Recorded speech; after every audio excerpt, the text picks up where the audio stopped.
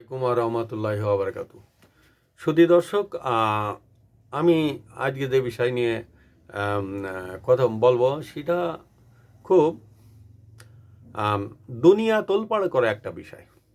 একটা নাম এখন বাংলাদেশের আনাচে কানাচে সারা বিশ্বে এখন তোলপাড় করে দিচ্ছে। সেই নামটি আছে জেফ্রি অ্যাপস্টেন। এই জেফ্রি অ্যাপস্টেন এটা কি?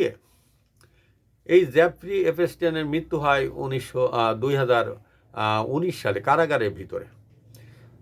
এর আগে আমি একটা বিষয় বলবো, সেটা হচ্ছে যে এই অ্যাপস্টেনের নামে একটা অ্যাপস্টেন ফাইল তৈরি হয়েছে, যেটা মার্কিন আদালতে এবং মার্কিন এফবিআইয়ের হাতে এটা আছে। এই জেফ্রি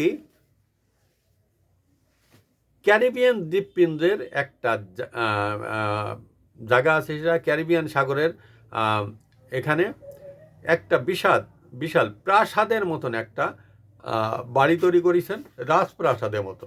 এটার নাম দিতে হচ্ছে লিটিল সেন্ট।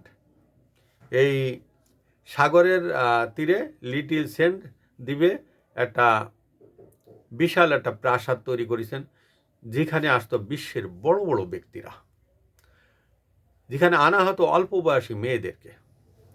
তার আগে একটা কথা বলি, এখানে কারা কারা আসতো বড় বড় রাজনীতিবিদরা, বড় বড় ব্যবসায়িকরা, বড় বড় তারকারা এবং সারা বিশ্বের সমস্ত ভিআইপি ব্যক্তিত্বরা।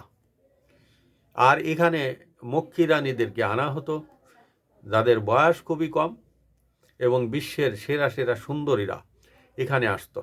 এবং সম্প্রতি জানা গেছে, ভিডিও কন্টেন্টের সব কিছু অবশ্য বলা যায় না, এবং বহির্বিশ্বের অনেক জায়গা, ভেনেজুয়েলা যেমন ভারত, ইসরায়েল, ফিলিস্তিন দিরা এবং রাশিয়া, যেখানে সুন্দরীদের বাসস্থান, সারা দুনিয়ার সুন্দরীদের স্থান আছে এই দেশগুলো। তাদেরকে এই মধুকুঞ্জে আনা হতো এবং এনে সেখানে এই জেফ্রি অ্যাপস্টেন তাদেরকে দিয়ে বিভিন্ন ধরনের অপকর্মের ছবিগুলো তুলে রাখত। জেফ্রি অ্যাপস্টেন এগুলো তুলে রাখত এবং পরবর্তীতে তাদেরকে ব্ল্যাকমেল করত। জেফ্রি অ্যাপস্টেন আছে একজন মার্কিন নাগরিক, তিনি একজন অর্থনীতিবিদ এবং একজন দাগি নামকরা যৌন অপরাধী, যেটা মার্কিন আদালতে দোষী সাব্যস্ত হয়েছিল।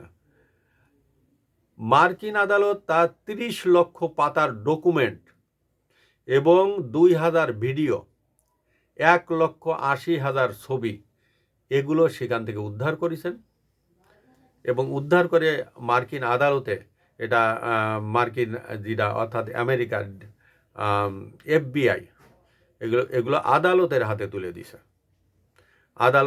তুলে দিছে। সেখানে এটার জন্য তার বেশি না, 6 মাস না 1 বছরের জন্য কারাদণ্ড হয়েছিল। তারপর 6 মাস 1 বছর পরে সে বেরোয় গেছে।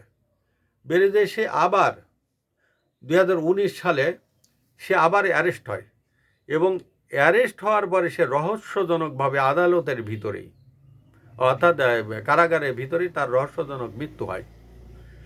কাদেরকে বাঁচানোর জন্য তার মৃত্যু হয়েছে? অর্থাৎ বুদ্ধাদের অভিমত যে তাকে মেরে ফেলা হয়েছে।